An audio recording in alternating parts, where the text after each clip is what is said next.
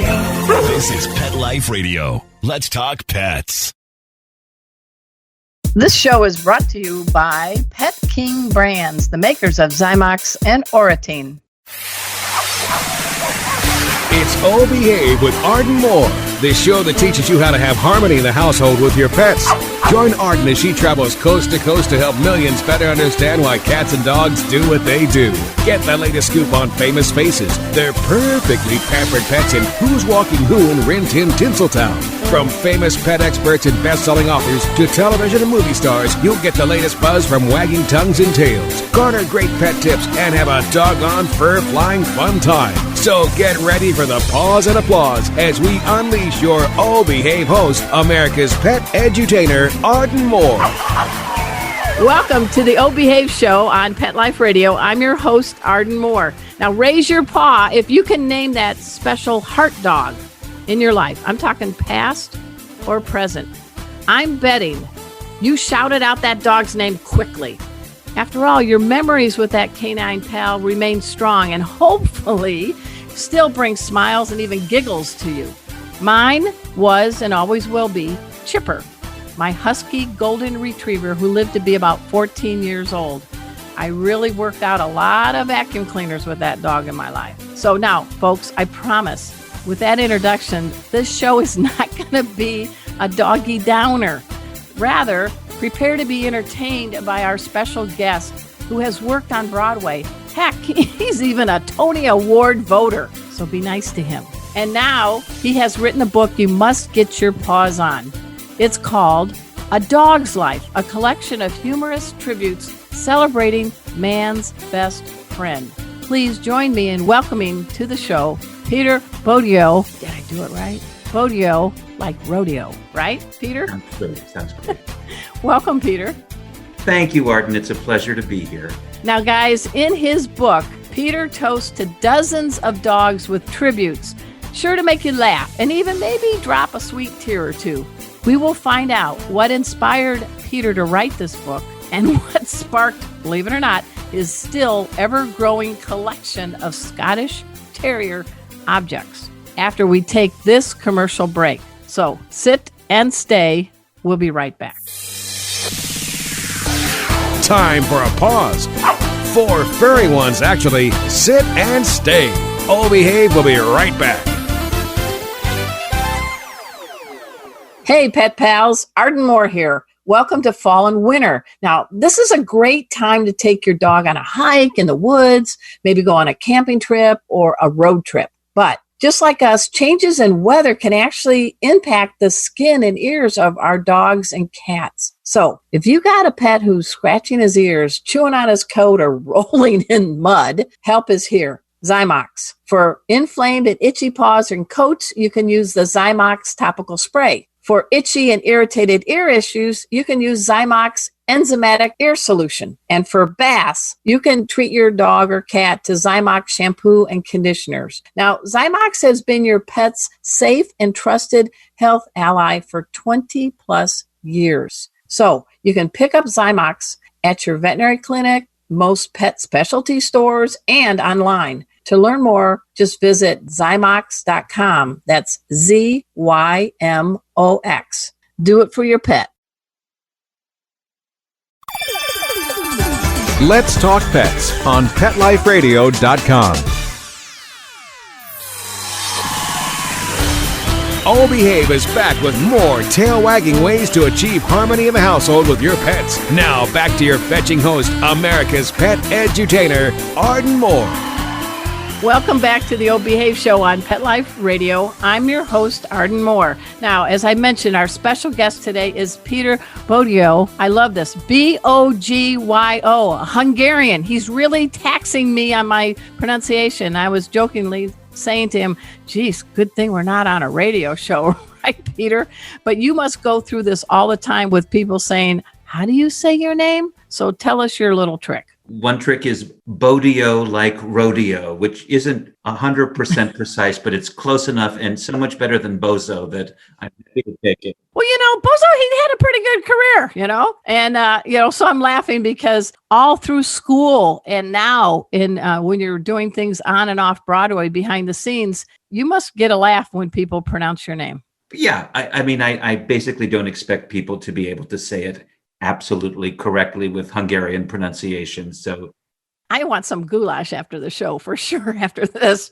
Hey guys, Peter B has worked with many award-winning producers, directors, authors, stars, designers on and off Broadway. And as we mentioned, he is a self-confessed #1 fan of Scottish Terriers. We're going to talk to him about his new book called A Dog's Life, a collection of humorous tributes celebrating man's best friend. But I got to get right to this. Man, talk about your Scottish Terrier collection. What sparked it?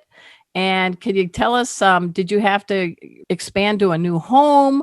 I mean, are there little rental spaces all over America with your collection? Let's see how it goes. Well, basically, at some point, I decided that I needed to be more eccentric. I needed to find a cause, Arden, and I'm passionate about Scotties. So I decided to collect Scottish Terrier objets. Objet. Okay, that must be Hungarian for objects, right? Exactly. Okay. Did you have them as a young kid? Did you have a Scottish Terrier as a young kid? I've grown up with a succession of Scotties most of my life. Wow. The first 5 or 6 during my childhood were all named Toby. And we didn't even bother to say Toby 1, Toby 2, Toby 3. We just named them Toby. So you were like the George Foreman of the Scotty worlds, huh? I guess. Well, when you talk about Scotties, these are not little passive, anything you say. I mean, Scotty's got some attitude, man, and they got some smarts. So tell us why you like that breed. I just love their character. They're a big dog in a small body, and I make fun of that in the obituary of my Scottish Terrier, Bilbo. Yeah. Which kind of started the book. We're going to talk about Bilbo in a minute, but can you just run down a few things that might surprise people that a grown man has as terms of Scottish Terrier paraphernalia? Oh, I have Scottish Terrier sheets. How romantic. Honey, we're putting out the Scottish Terrier sheets now. You know what that means.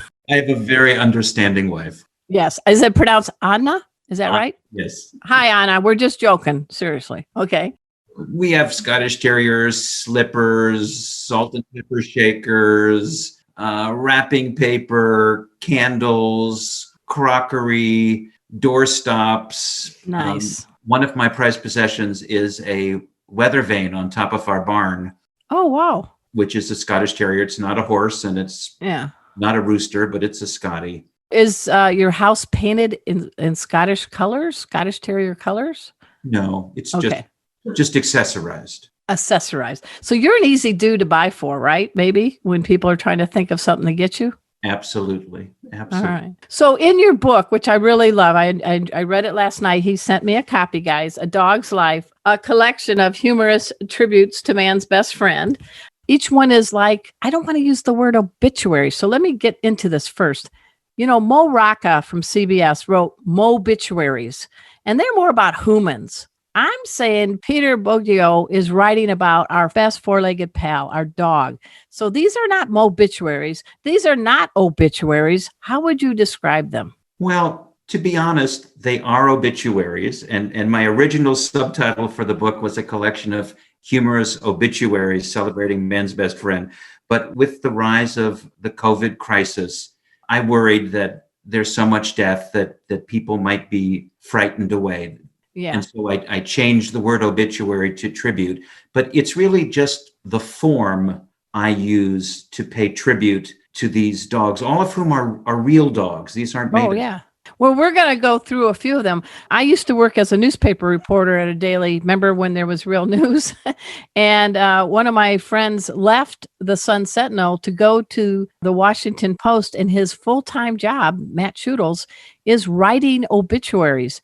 And there is quite an art to it, because it isn't that the person, blah, blah, blah, age, blah, blah, blah, died, blah, blah, blah, he survived by blah, blah, blah.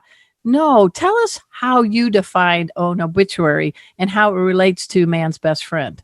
Well, I think it's an opportunity in a very concise form, maybe 1 to 2 pages, to try to paint a portrait of There you go. a being's life and to capture their essence and hopefully to also celebrate their life. Well, let's talk about celebrating Bilbo because this is not a what inspired you, it is a who that inspired you. So share a little bit about Bilbo, the late great Scotty. Well, thank you. He was our beloved Scottish Terrier. He was with us for 10 years, which is not as long as it could have been, but it was certainly 10 wonderful years. And he went everywhere with us. He was a great companion, and he was loyal and loving and stubborn as any good Scottish Terrier needs to be. Did he ever hobnob with any other Scotty celebrities, like maybe the Bush dog or George Bush's dog or anything like that?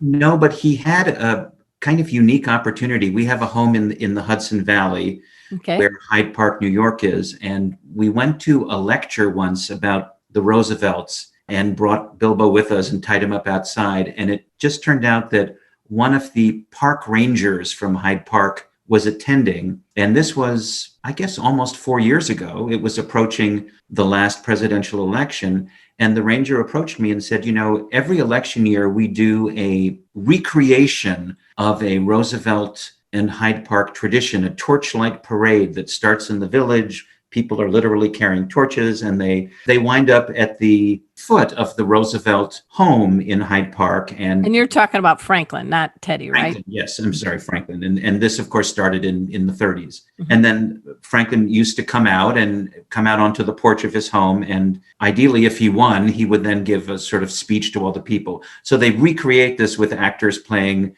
Franklin and Eleanor, but they need a dog actor to play Franklin's famous Scottish Terrier, Fala. Fala, yeah. There isn't in the Washington monument to FDR, isn't Fala with FDR, but Eleanor, where did she go? Eleanor's not in that sculpture.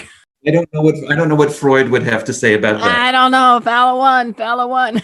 So tell us about Bilbo. What happened? Well, the park ranger / talent scout approached me and said, would Bilbo be interested in portraying Fala during this pageant? And, he and I conferred. I was his agent, and we said, absolutely. And so he had a grand time. And one of the things I have fun with in his obituary, everything I write about with the dogs is based on fact, things the owners tell me. But sometimes as a writer, I then have to exaggerate or take it further to highlight it. So I invented pseudo rave reviews that Bilbo got portraying Fala.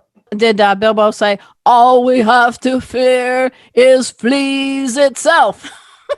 Oh, that's bad. I'm sorry. That's bad. Now you know why the show is called Oh Behave. But I bet Bilbo was digging the role, don't you think? He had a great time. And in all modesty, the Rangers told me he was the best Fala they had ever had. Wow. Now, see, proud dog dad, proud dog mom. I'm not going to call you a mom because I'm a dog mom. You're a dog dad. So, I know great Bilbo is up in the heavens, but look at that memory that you have and tell our listeners why this book is something they got to get their paws on, because you just shared a great story about Bilbo. I never met Bilbo, but now I feel like I know Bilbo and the connection that you have. Well, thank you. The exciting thing about this book is it really is kind of an accident. I didn't start out intending to write a book of dog obituaries.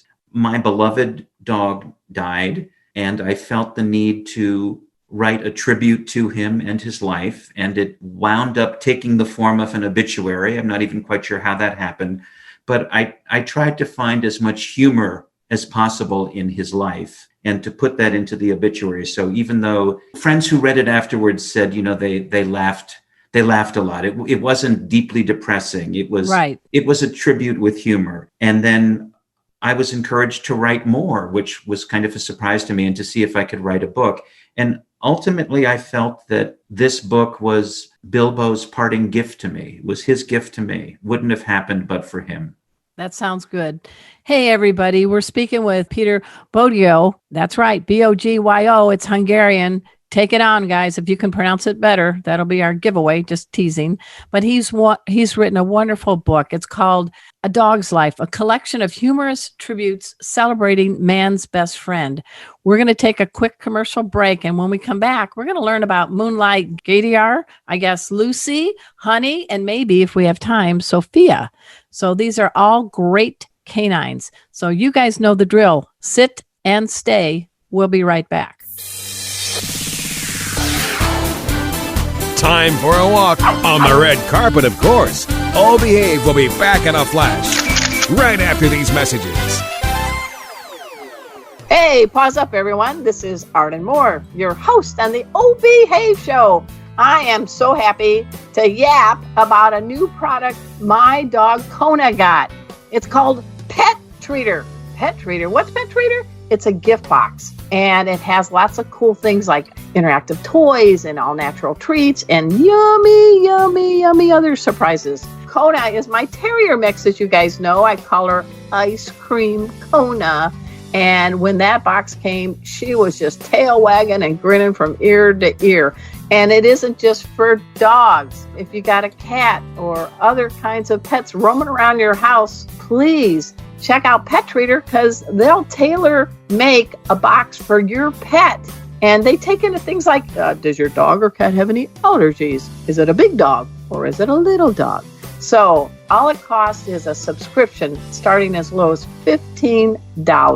And you and your cool pets will get to unbox new surprises month after month. And if you're good with the camera and you're proud of your pet, you can also connect with other animal lovers on the Pet Treater site. How easy. Just go to pettreater.com. This is important. Use the coupon code OBEHAVE. And guess what? You're going to get 50% off the first month of your subscription. Go to pettreater.com and use the coupon code OBEHAVE, and you're going to save ka-ching. Well, that's it for me. Kona's looking at me in the Pet Treater box. She wants to dive into some of these goodies. Pause up. Let's talk pets Let's talk pets on Pet Life Radio. Pet Life Radio. PetLifeRadio.com. Hey, I'm Bill Berloni. Tune in to the Oh Behave Show, hosted by Arden Moore on Pet Life Radio. Woof! We're back from the lot. Just checked the paper and we had a record showing at the box. The letterbox, that is. Now back to Oh Behave. Here's Arden. Welcome back to the Oh Behave Show on Pet Life Radio. I'm your host, Arden Moore. I'm feeling like I got to get me a Scottish Terrier now, or at least wear more plaid, right? Because our special guest is Peter Bogyo, and he has written the book, A Dog's Life, a collection of humorous tributes celebrating man's best friend. And of course, one of his all-time favorites is a Scottie named Bilbo. I'm laughing because I'm recording the show in my tiny house in my backyard in Dallas, and we're using Zoom, so Peter can take a peek at my tiny house, which is called Ard's Den, and he's already scoped out my dogs, Bogyo, little Emma, who's hiding. She's only 9 pounds. And watch it when I call her name, Kona, Kona, Kona, Kona, Kona. There goes the ears, and a couple of cats. So when you saw me on screen, Peter, I know I'm just so stunning that your eyes had to be driven back and look toward the dog. So tell us about the love you have, not just for Scotties, but terriers in general. Well, I really love all dogs, but I have a special fondness for terriers. One of the things I say in my book is that they grapple their entire lives with deep psychological issues of being trans-statured. And ooh, that's hurting my head, man. What do you mean? well, when I had my manuscript copy edited, the copy editor made a note and said, I've looked up trans-statured and I can't find that word in the dictionary. And I said, that's because I made it up. It's a joke. People are always talking about transgendered, where someone feels wrong gender. Yeah. Well, Scottish Terriers are trans-statured. They believe they are big dogs that have cruelly been trapped in a small, stocky, stubby dog's body, but they identify as big dogs regardless of their appearance. I'm going to send this word to all my animal behaviorists You might just be on to a new word in the Webster Merriam Dictionary, trans-statured. I like that. That's awesome. Thank you. I'm very fond of it. Do you want to thank the Academy or the Tonys for that? I also refer to height envy. Oh, I can definitely raise a paw on that one. Okay. I have a very tall radio voice, but I'm not of tall of stature. So I think I should be a terrier maybe in my next life. Would you like to be a terrier in your next life? Yeah, or maybe you were a terrier in your former life. That's true. You don't know. You don't know. Well, anyway, let's get to it because I don't want to talk about every single dog that is honored in these tributes, but I'm telling you guys, it's a fun read, and it also makes you want to call your dog over and have them with you as you turn the page. And I guess I want to start with Moonlight Gautier. Is that the right pronunciation? Gautier. Gautier, the black standard poodle. I liked that you said this dog is akin to Will Rogers. Explain.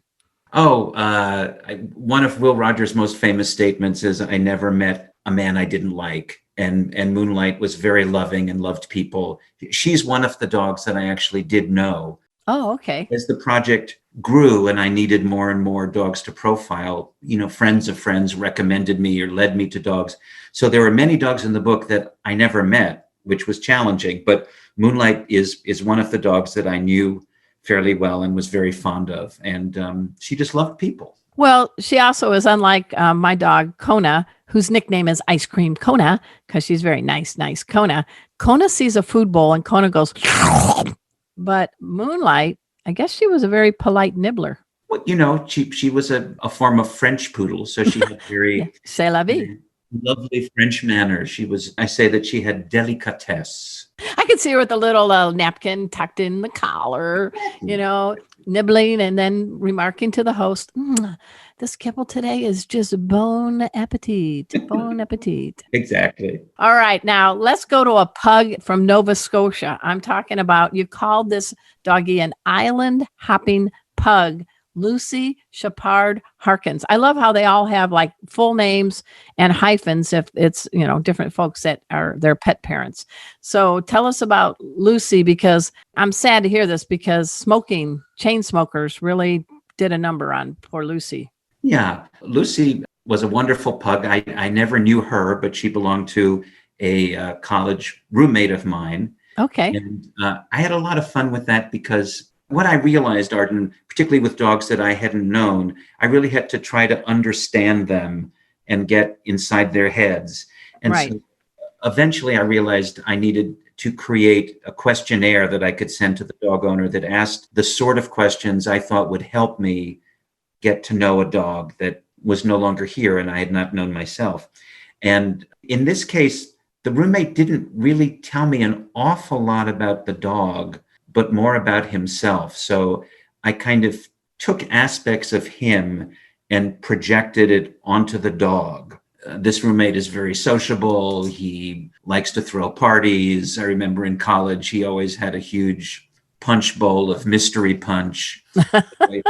I kind of transferred all these traits onto his dog and made Lucy the Pearl Mesta of pugs, a great party giver and hostess. And I said people vied for invitations to her cocktail parties. And so you said something like, in a fun way, that maybe if we asked her, Lucy would have said my favorite show at the time was Sex and the City. Exactly. Yeah, that says it all. All right. I have to get to, there is a Sophia. I love it. It isn't just a Pomeranian, folks. This is a honey colored Pomeranian who has appeared at the Lincoln Center, the Kennedy Center on TV. And right now we have a 6 degree of separation, you and I, Peter, because Bill Berloni, the dog trainer on Broadway, he's a friend of ours, and he's also been on my show, Oh Behave. So tell us about Sophia, because thanks to Bill Berloni, this is a prancer on hind legs. Sophie belonged to the eminent choreographer Martha Clark. Okay. And she was originally acquired when Martha had the idea to adapt a number of Chekhov short stories into, Martha pioneered a form that has been called theater dance. It was kind of a mixture. It wasn't just dance. I think it was heavy into storytelling.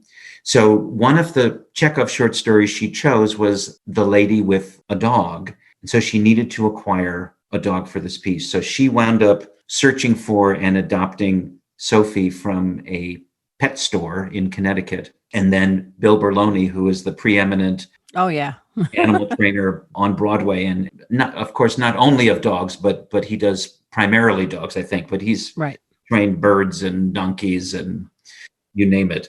So Sophie was a huge success in this piece, and the piece was done at Lincoln Center, and it was done at the Kennedy Center, and it was eventually filmed for the Great Performances series on national television. And she became kind of a soulmate of Martha Clark's. Martha took Sophie with her wherever she went. And so one of the challenges in writing the book is that I had to try to make each obituary somewhat distinctive and unique. I couldn't say the same thing 25 times over.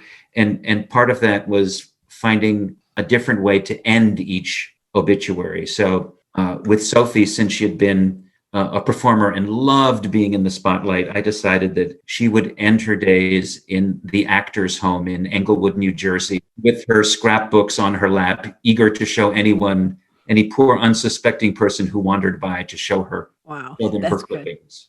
Well, that's a good tribute. And I know what you're saying as a reporter of 20 years for newspapers and now doing this show for 13 years and writing. I've written a number of books. You don't want to sound stale and you don't want to sound formulaic, right? Exactly. That's the challenge. In fact, in the beginning, when I was encouraged to write a book, which I had never intended to do, so it was a surprise to me, I wasn't sure if I could do it. I wasn't sure if I could write about other people's dogs whom I hadn't known intimately and loved deeply.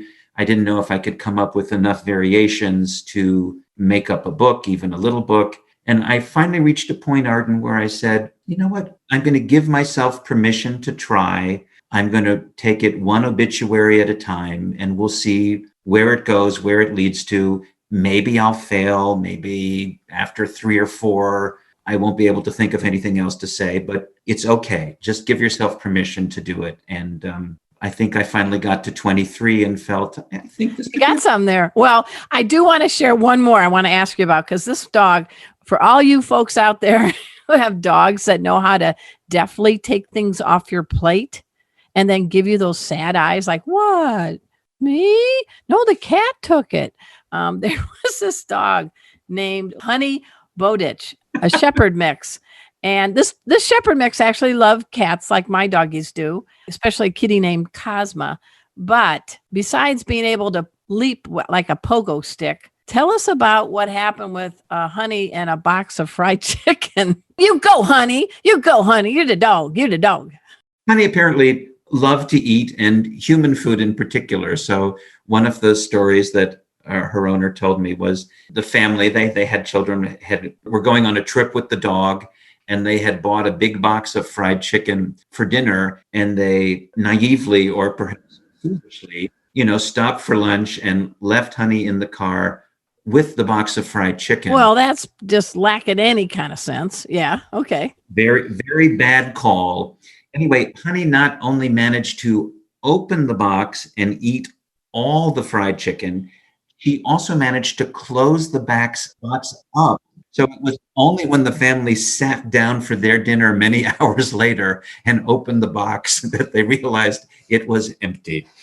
You know what? They saved on calories, right? Absolutely. That's what Honey was thinking. Hey, let me help them out a little bit, get a little diet going here. I'll just take care of it. One of my other challenges, every obituary is accompanied by a photo of the dog. So you really can see the dog. And these are dogs that are no longer here. So you can't retake a photo or stage something now. And I was able to get a wonderful photo of Honey licking her chops. Which perfect. So, folks, we're talking to Peter Bogyo, and the book is called A Dog's Life, a collection of humorous tributes celebrating man's best friend. I'm telling you guys now, more than ever, our pets are really there for us as we deal with this coronavirus.